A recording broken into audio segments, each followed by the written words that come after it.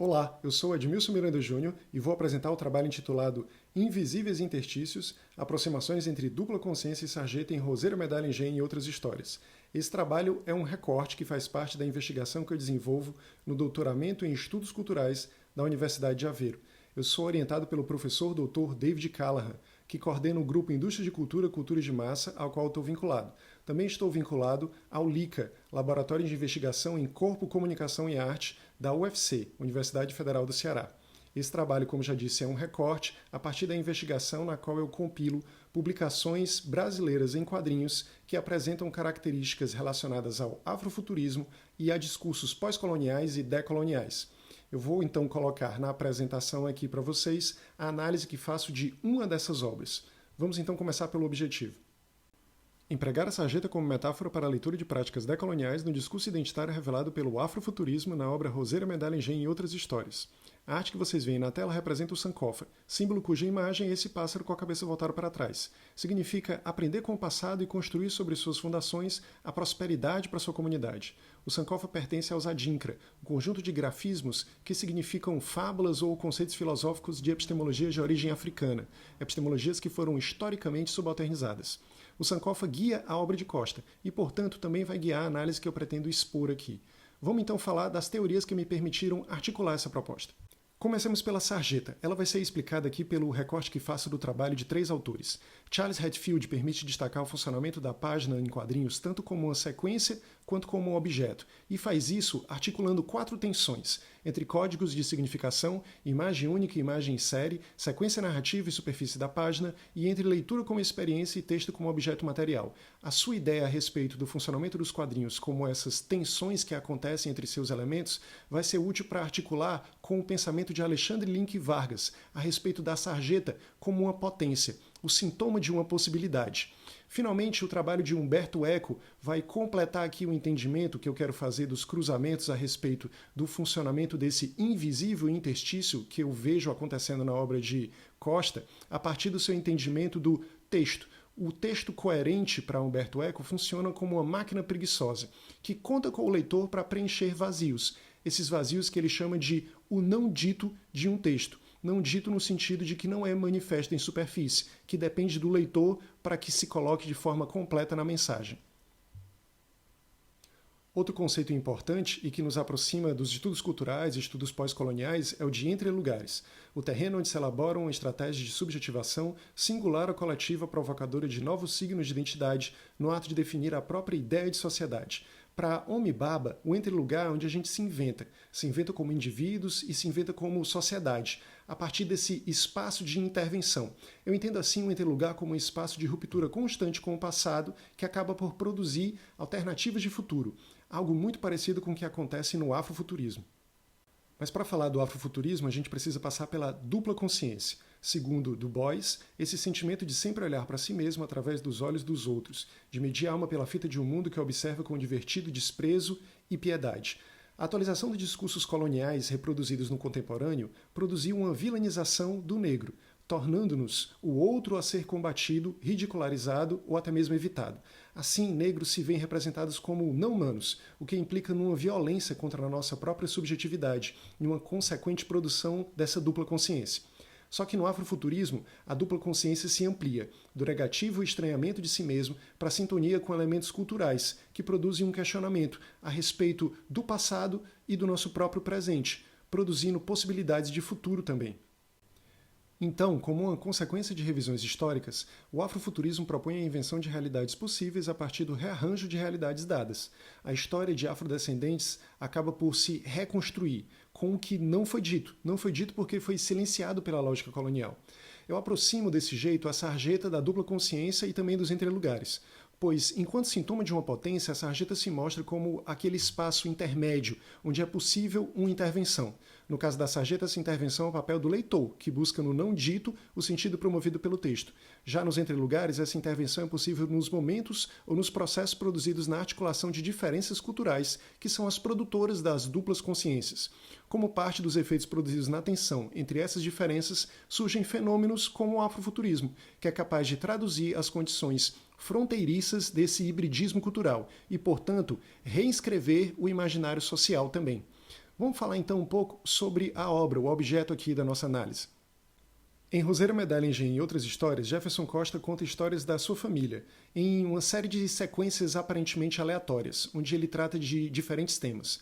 Pequenos contos, ou causos, como a gente chama no interior do Nordeste, se apresentam de forma não linear, semelhante às lembranças que irrompem quando a gente menos espera, escutando histórias sobre os nossos antepassados, sobre a nossa família. Mas antes da gente passar para a análise propriamente, deixa eu falar um pouco sobre a metodologia. Minha abordagem se baseia no conceito de pesquisador cambono de Simas e Rufino. Aplicada à investigação que eu desenvolvo, agir como cambono é cruzar conceitos, referências e fatos para abrir os caminhos de pesquisa. É permitir que o objeto me guie. No caso, é como eu acho que as memórias foram organizadas no processo de trabalho de Costa, o que permite esse alinhamento. Vamos partir então para a análise propriamente dita. O título da análise é 4 subida e 3 descida. Vocês vão perceber algumas irregularidades aí no uso do plural e outras formas de falar que são próprias do interior de Pernambuco e da Bahia, onde as memórias que estão colocadas na história acontecem. As 4 sequências que a gente vai ver a seguir contam como a mãe do autor, Vaninha, sofre um afogamento e se vê no espaço onírico de quase morte.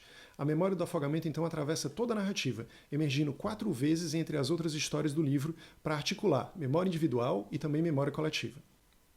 Eu dividi aqui as sequências em mergulhos, e chamo assim porque é o que acontece. As 4 descida são os 4 mergulhos que Vaninha dá cada vez mais profundamente, dentro da água e dentro desse acesso que ela tem a esse mundo onírico, de histórias dentro das histórias. A gente vai entender melhor à medida que eu avançar. Esse começo aqui do primeiro mergulho cita uma canção, a canção do Mestre Ambrósio, conjunto musical criado em 1992 durante o movimento Mangue Beat, lá em Recife. Como posso saber de onde eu venho se a semente profunda eu não toquei? Saber de onde eu venho. Como é que eu posso ter acesso à minha própria ancestralidade se os registros disso não existem? Se muito do que pertencia a essa cultura, que é ancestral para nós negros, foi apagado ou foi silenciado historicamente. Os efeitos da colonização se colocam aqui de maneira muito grave. E isso se atualiza no resgate do conhecimento a respeito do que significa sankofa, algo que também está presente na proposta afrofuturista. A gente vai desenvolver aqui e se aproximar da ficção científica e do afrofuturismo nos próximos mergulhos. Outro elemento que eu quero destacar desse início é a posição da mãe de Vaninha quando escuta alguém pedindo ajuda. Acorde, alguém diz, que é o momento justamente que a Vaninha parece ter caído dentro d'água.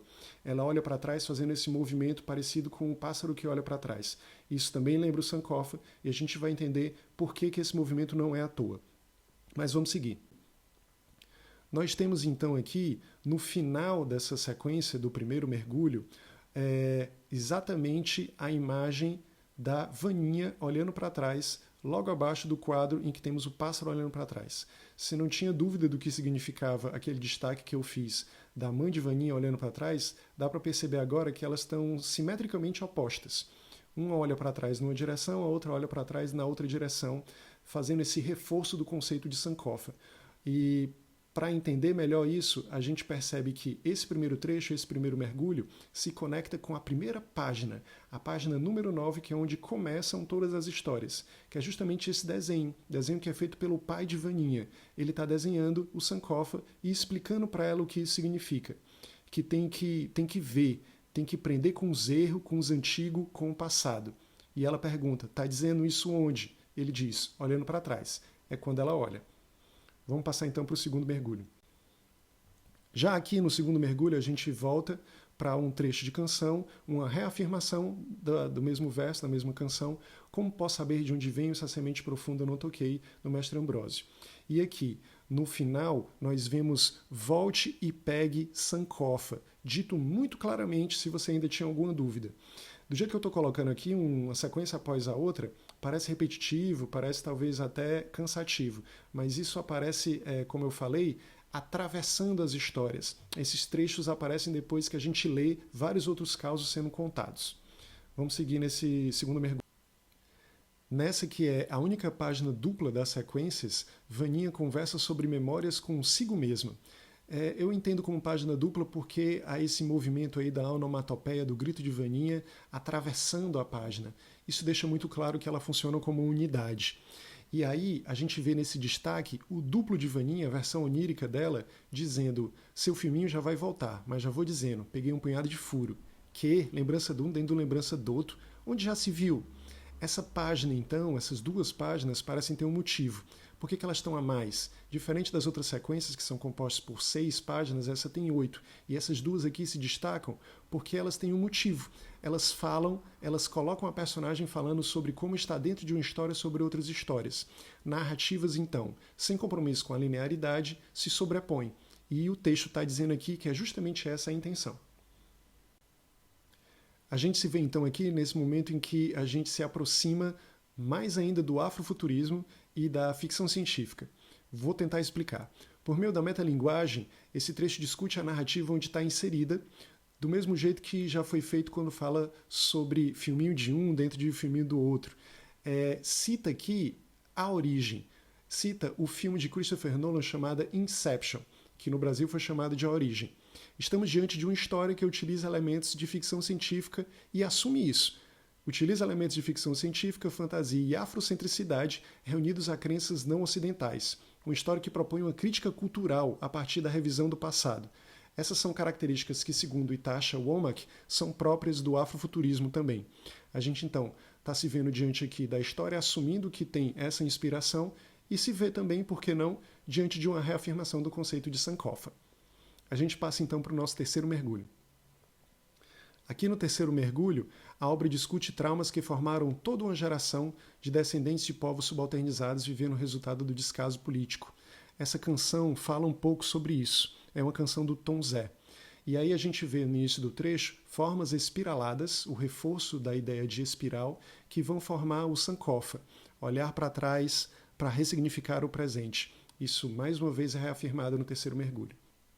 No final desse terceiro mergulho, as espirais evocam a noção de um tempo cíclico. Presente, futuro e passado se confundem num fluxo de idas e vindas, de histórias que são somente acessíveis pelas imprecisas memórias orais. A contagem dos mergulhos é retomada também. Eu perdi a conta, diz Vaninha. Quantas vezes já foram? A espiral toma conta da página e novamente vê-se o caráter errático da produção de subjetividades do qual fala Baba, traduzido aqui pela linguagem das histórias em quadrinhos de Costa. Chegando então aqui no quarto mergulho, a gente se depara com o verso novamente da canção do Mestre Ambrósio. Embora a vida não me trate com amor, eu não me canso de viver, não me canso de querer, ser da vida vivedor. É o clímax então aqui das imersões, nas águas e nas histórias. O trecho começa com esses versos sobre a vida, fala-se da vontade de sobreviver de quem tem pouco, e o amor também é representado nos versos e no desenho de arabescos que são típicos de casas nordestinas, grafados à semelhança de uma das versões do Sankofa. O Sankofa também se desenha assim, não apenas como um pássaro olhando para trás. Questionada sobre a morte, Vaninha então entende que, além de submergir, ela também emerge. A queda não conta. São 3 subida e 4 descida. Percebe-se que a morte faz parte da vida e vice-versa. O movimento cíclico, então, aqui fica evidente. E a gente se depara com uma morte da Vaninha, que vai se transformar num resgate, talvez, numa transformação. Nessa última parte da história, a gente se depara com o que eu não mostrei para vocês aqui, mas é parte da narrativa também. Vemos ao longo da trama o que acontece com o pai de Vaninha, avô do autor. Ele, por conta de várias desgraças da vida, se afoga no alcoolismo, se afoga na cachaça. A gente percebe então que o encontro entre as narrativas da mãe e do avô do autor cruzam-se em direção ao desfecho que é revelado por esse momento de afogamento. Vaninha e seu pai afogaram-se efetiva e metaforicamente para depois serem salvos. Destaca-se aí a importância desse afogamento como elemento que amarra todas as histórias apresentadas na trama e conduz ao seu fim. A memória do afogamento atravessa então toda a narrativa, emergindo 4 vezes entre as outras histórias do livro para articular memória individual e memória coletiva. Por tudo isso, essa visão que eu proponho sobre a obra me permite assumir que esses 4 mergulhos funcionam como sarjetas, dividindo e ao mesmo tempo reunindo todas as histórias na trama. É algo que eu comparo ao processo de produção de subjetividade do qual fala Baba, onde surgem os fenômenos da dupla consciência e do afrofuturismo. A Vaninha se vê numa conversa com outra que ela mesma. O autor também se vê numa conversa que estabelece com seus ancestrais. Essas relações se dão no espaço, nesse interstício, onde eu termino e o outro começa. Um espaço fluido e potente significado. Nesse sentido, Roseira Medallinger, em outras histórias, assume o espaço da intervenção que emerge nos interstícios culturais. Assume isso como uma oportunidade para explorar uma dimensão utópica de intervenção na realidade. Afinal, para que exista, a mudança precisa ser imaginada. É isso então, esse é o recorte da minha pesquisa que eu trouxe para apresentar. Espero que eu tenha sido claro e espero que tenha feito sentido. Agradeço muito a atenção de todos vocês e fico agora à disposição para contribuir com o debate ou para tirar dúvidas. Vou deixar as referências no próximo slide. Obrigado e tchau.